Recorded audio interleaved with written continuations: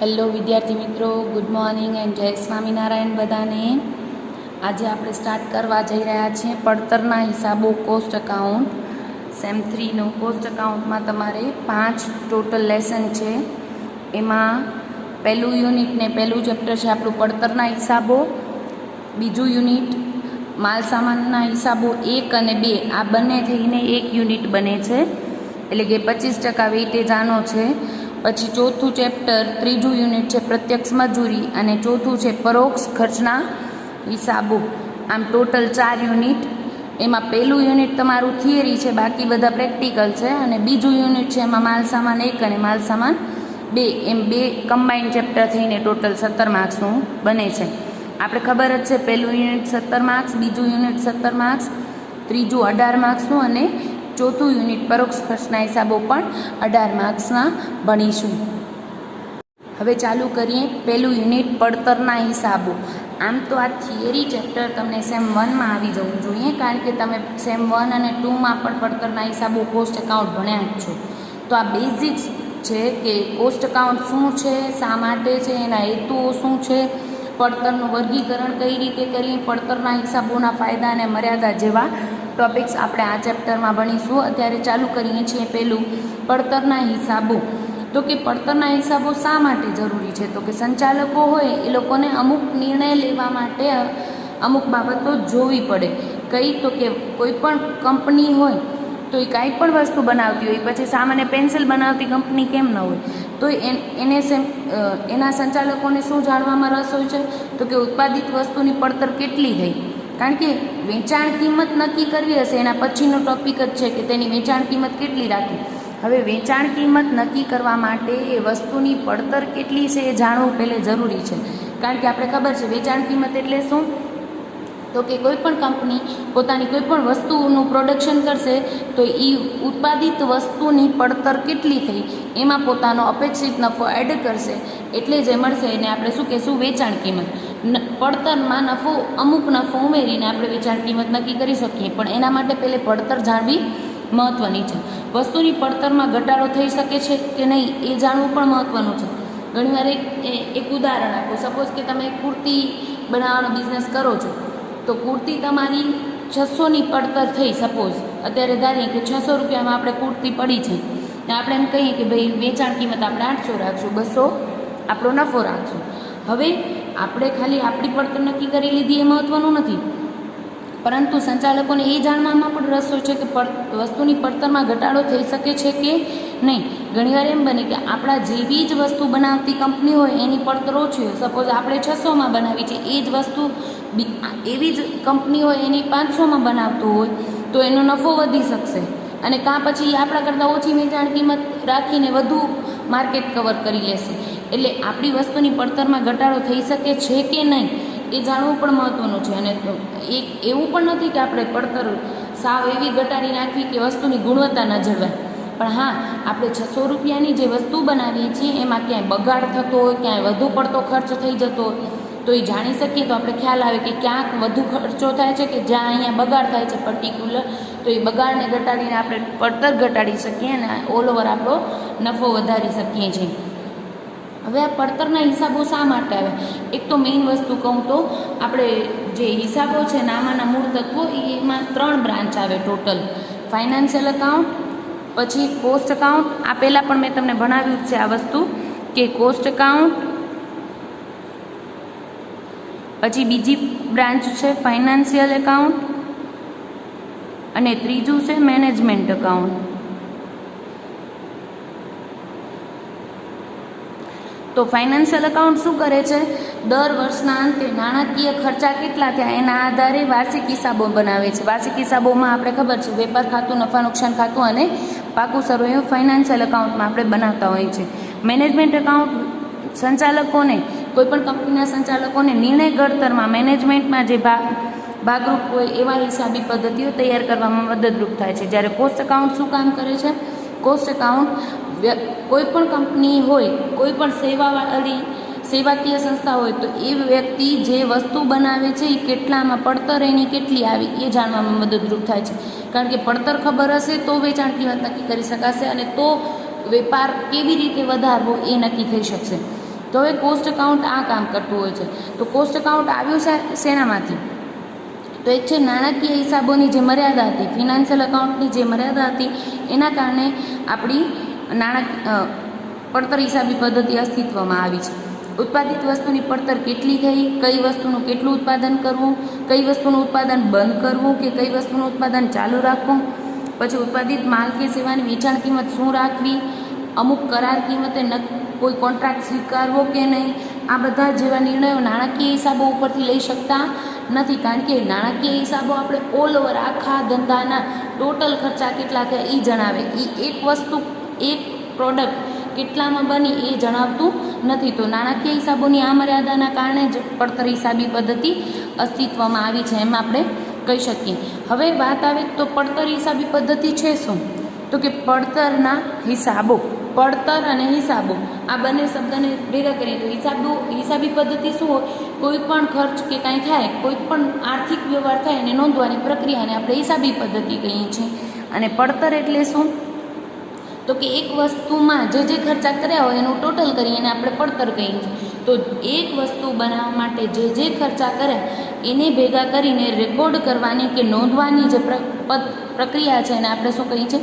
પડતર હિસાબી પદ્ધતિ આપણે કહીએ છીએ. વ્યાખ્યા જોઈએ તો એક વ્યાખ્યા હું લઉં છું. સરળ ભાષામાં કહીએ તો પડતરના હિસાબો એક એવી હિસાબી પદ્ધતિ છે કે જે દ્વારા યોગ્ય ચોકસાઈથી ઉત્પાદિત માલ કે સેવાના દરેક એકમની કુલ પડતર શોધી કાઢવામાં આવે છે અને પડતરનું યોગ્ય પૃથ્થકરણ કરવામાં આવે છે. દરેક એકમની કુલ પડતર એક યુનિટ વાઇઝ પડતર શોધી કાઢવામાં મદદરૂપ થાય છે અને પડતરનું યોગ્ય પૃથ્થકરણ થાય છે. હવે વાત આવે કે પડતરનું પૃથ્થકરણ એટલે શું? તો કે પડતરને આમ જોઈએ તો 3 ભાગમાં વહેંચી શકાય. સામાન્ય ઉદાહરણ સમજાવું છું. આમ તો પાછળથી પડતરનું વર્ગીકરણ તમે ભણશો જ, પણ તો બેઝિક્સ લઈ લઈએ આપણે. પડતરનું વર્ગીકરણ 3 ભાગમાં કરી શકીએ આપણે. માલ સામાન,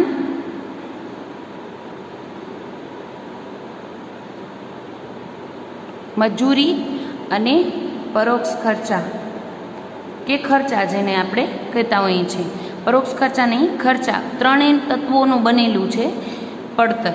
હવે માલ સામાનમાં પણ પાછા 2 ભાગ પડે, પ્રત્યક્ષ અને પરોક્ષ. સેમ વે મજૂરીમાં પણ આપણે 2 ભાગમાં મજૂરીને વહેંચી શકીએ, પ્રત્યક્ષ અને પરોક્ષ મજૂરી. અને ખર્ચાને પણ આપણે 2 ભાગમાં વહેંચી શકીએ, પ્રત્યક્ષ અને પરોક્ષ ખર્ચા. હવે જનરલી નાના ખર્ચાઓને પ્રત્યક્ષ ખર્ચામાં નથી નોંધવામાં આવતા, પણ એને ડાયરેક્ટ પરોક્ષ ખર્ચામાં નોંધવામાં આવે છે. હવે વાત આવે આ પ્રત્યક્ષ અને પરોક્ષ માલ સામાન મજૂરી શું છે? આમ તો આપણે આગળ ડિટેલમાં ભણશું જ, પણ અત્યારે વાત એટલે રહી રહી છું કારણ કે પડતરના જે તત્વો છે એના આધારે જ આપણા ચેપ્ટર્સ છે. માલ સામાનના આધારે આપણું યુનિટ 2 છે, મજૂરીના આધારે આપણું યુનિટ 3 છે અને યુનિટ 4 આપણું પરોક્ષ ખર્ચાને રિગાર્ડિંગ છે. હવે પ્રત્યક્ષ માલ સામાન અને પરોક્ષ માલ સામાન એટલે શું? તો કે પ્રત્યક્ષ એટલે જે ઉત્પાદન સાથે સીધી રીતે સંકળાયેલો છે એવો માલ સામાન એટલે આપણે શું કહીએ? પ્રત્યક્ષ માલ સામાન. જેમ કે હું એમ કહું કુર્તી બનાવવા માટે કાપડ છે, તો એ કાપડ વગર તો કુર્તી બનશે નહીં, તો એ સીધી રીતે યુનિટ સાથે સંકળાયેલ છે અને આપણે શું કહીએ છીએ? પ્રત્યક્ષ માલ સામાન. પરોક્ષ માલ સામાન એટલે શું? તો કે જે ઉત્પાદન સાથે સીધી રીતે સંકળાયેલું નથી પણ ઉત્પાદન માટે જરૂરી છે. સપોઝ કે તમે કુર્તી સિલાઈ કરતા હશો તો સિલાઈ મશીનને ગ્રીસિંગ કરવું પડશે, તો આ ગ્રીસિંગ માટે જે તમે ઓઇલ નાખો છો એ શું કહેવાય? પરોક્ષ માલ સામાન. એના વગર ઉત્પાદન થઈ શકશે નહીં, પણ એ ઉત્પાદન સાથે સીધી રીતે સંકળાયેલું નથી. અને બીજી વાત, પ્રત્યક્ષ અને પરોક્ષનો મેઇન ડિફરન્સ શું હોય છે? તો કે પ્રત્યક્ષ માલ સામાન છે ને એને આપણે પર યુનિટ માપી શકીએ. આપણે એમ કહી શકીએ કે એક કુર્તી બનાવવા માટે 2 મીટર કપડું જોઈએ, તો એ એક યુનિટમાં પર્ટિક્યુલર કેટલું વપરાણું એ આપણે ખ્યાલ આવી જાય, એને આપણે પર યુનિટ માપી શકીએ. એને શું કહીએ આપણે? પ્રત્યક્ષ માલ સામાન. જ્યારે પરોક્ષ માલ સામાન આપણે કોને કહીએ? પર યુનિટ જેનો ખર્ચો માપી ન શકાય. હવે ગ્રીસિંગ ઓઇલ આપણે એમ નહીં કહીએ કે 1 યુનિટ બનાવવામાં આટલા રૂપિયાનું ઓઇલ વપરાણું. આપણે એમ કહીશું ટોટલ 50-60 કુર્તી બનાવી 8 અઠવાડિયામાં અને ગ્રીસિંગ ઓઇલ આપણે આટલા રૂપિયાનું નાખ્યું, તો જેની પડતર 1 યુનિટમાં માપી ન શકાય કારણ કે ઉત્પાદન સાથે સીધી રીતે સંકળાયેલું નથી, એને આપણે પરોક્ષ માલ સામાન કહીએ છીએ. બીજું છે મજૂરી. તો પ્રત્યક્ષ મજૂરી એટલે શું? એક તો ડિફરન્સ ખબર હોવું જોઈએ મજૂરી અને પગાર વચ્ચે. મજૂરી અને પગાર શું હોય છે? તો કે જે જનરલી શારીરિક કાર્ય કરતા જે કામદારો છે એને આપણે જે આપીએ છીએ એને મજૂરી કહેતા હોઈએ છીએ, અને મેન્ટલ વર્ક કરતા હોય, ઓફિસમાં બેઠા જે કામ કરતા હોય એ કર્મચારીઓને જે આપીએ છીએ મહેનતાણું, એને આપણે જનરલી પગાર કહેતા હોઈએ છીએ. એટલે મજૂરી અને પગાર વચ્ચે માઇનોર ડિફરન્સ છે. હવે પ્રત્યક્ષ મજૂરી અને પરોક્ષ મજૂરી કોને કહેવાય? તો પ્રત્યક્ષ એટલે ઉત્પાદન સાથે સીધી રીતે સંકળાયેલી કામદારોને જે મજૂરી આપવામાં આવે છે એને આપણે પ્રત્યક્ષ મજૂરી કહીએ છીએ. જેવી કે કુર્તી બનાવવા માટે સિલાઈ કામ કરતો દરજી, તો એને જે મજૂરી આપીએ છીએ એને પ્રત્યક્ષ મજૂરી કહેવાય, કારણ કે એ ઉત્પાદન સાથે સીધી રીતે સંકળાયેલો છે. પણ ઉત્પાદન કાર્ય સાથે સીધી રીતે નથી સંકળાયેલા એવા કામદારને જે મજૂરી પે કરીએ એને આપણે શું કહીએ? પરોક્ષ મજૂરી. જેવા કે ખાલી દરજીથી કામ નહીં ચાલે, એના ઉપર સુપરવાઇઝર જોઈશે. 50 દરજી કામ કરતા હશે તો એ વ્યવસ્થિત કામ કરે એના માટે સુપરવાઇઝર જોઈશે. કંપનીમાં વોચમેન હશે, સ્વીપર હશે, તો આ બધાને જે મજૂરી આપીએ છીએ, ઓફિસના કર્મચારીઓ હશે, એ બધાને જે મજૂરી આપીએ એને શું કહેવાય? પરોક્ષ મજૂરી. જે ઉત્પાદન સાથે સીધી રીતે સંકળાયેલા નથી પણ ઉત્પાદન કાર્ય માટે જરૂરી તો છે જ, એવા કામદારોને અપાતી મજૂરી પરોક્ષ મજૂરી કહેવાય. હવે પરોક્ષ ખર્ચા. આમ જોઈએ તો પરોક્ષ ખર્ચા માલસામાન, મજૂરી અને પરોક્ષ ખર્ચાને આમ જોઈએ તો એક પર્ટિક્યુલર ત્રણેયને પરોક્ષ ખર્ચાને એક અલગ વર્ગીકરણ પણ કરવામાં આવતું હોય છે. પરોક્ષ ખર્ચા 3 ટાઈપના હોય: કારખાનાના પરોક્ષ ખર્ચા, પછી છે ઓફિસ પરોક્ષ ખર્ચા, ઓફિસ કે વહીવટી જેને કહેવાય છે વહીવટી પરોક્ષ ખર્ચા, અને વેચાણ વિતરણના પરોક્ષ ખર્ચા.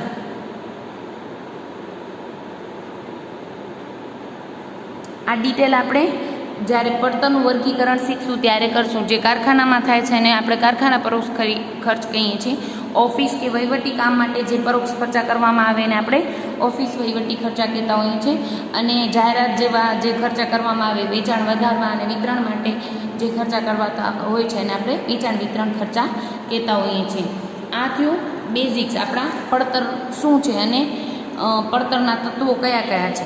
હવે આપણે વ્યાખ્યા જોઈ, પડતરનું યોગ્ય પૃથ્થકરણ કરવામાં આવે છે અને આપણે પડતર હિસાબી પદ્ધતિ કહીએ છીએ એમ આપણે વાત કરી. તો હવે પડતર, આ બધી બીજી વ્યાખ્યાઓ તમે રીડ કરશો, બધામાં કહેવાનું મિનિંગ એ જ કે પડતરનું વર્ગીકરણ કરવું, પછી એક વસ્તુ માટે કે કોઈ એક સેવા માટે કેટલી પડતર આવવી એ ચોકસાઈથી જાણવા માટે જે હિસાબી પદ્ધતિ વપરાય છે એને આપણે પડતર હિસાબી પદ્ધતિ કહેતા હોઈએ છીએ.